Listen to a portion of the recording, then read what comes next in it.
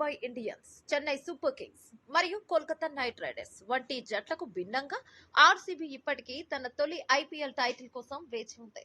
IPL 2024లో play ఆఫ్లకు అర్హత సాధించగలిగినప్పటికీ title గెలవడంలో విఫలమైన Bengaluru franchise IPL 2025లో పెద్ద ప్రదర్శనతో ముందుకు వచ్చి ఐపీఎల్ ట్రోఫీ కోసం సుదీర్ఘ నిరీక్షణను ముగించాలని భావిస్తోంది. 2024 సీజన్ లో చాలా మంది స్టార్ ప్లేయర్లను కలిగి ఉన్నప్పటికీ ఆర్సీబీ కేవలం ముగ్గురు ఆటగాళ్లను మాత్రమే ఎంచుకుంది. వీరిలో ఒకరు uncapped Indian player Virat Kohli 21 కోట్లు, రజత్ పాటిదార్ 11 కోట్లు, యష్ దయాల్ 5 కోట్లు. ఆర్సీబీ మొత్తం 3 ప్లేయర్లను రిటైన్ చేసుకోవడానికి 37 కోట్లు ఖర్చు చేస్తుంది. ఇంకా ఆర్సీబీ దగ్గర 83 కోట్లు మిగిలి ఉండడం పెద్ద విషయమే అని చెప్పాలి. అయితే ఇప్పుడు ఆర్సీబీ కథ మారాలి అంటే టీం మార్చాల్సిందే. అది కూడా ఏదో ముగ్గురు నలుగురు హిట్టర్స్ ని తీసుకొని మ్యాచ్ అంతా ఒకటిపైనే వదిలేసి నెగ్గించుకుంటే అది కుదరదు.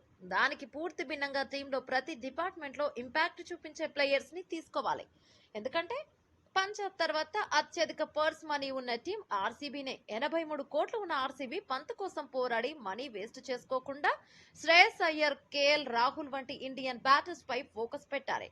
బౌలింగ్ లో చాహల్, నటరాజన్, వాషింగ్టన్ సుందర్, ఓవర్సీస్ ప్లేయర్స్ లో Trent Boult, Marcus Stoinis, Markram, Ken Williams, David Miller ఇలా ఏ సిచ్యుయేషన్ లోనైనా మ్యాచ్ స్వరూపాన్ని మార్చేసి ప్లేయర్స్ ని తీసుకుంటే ఆర్సీబీ కథ మారుతుంది.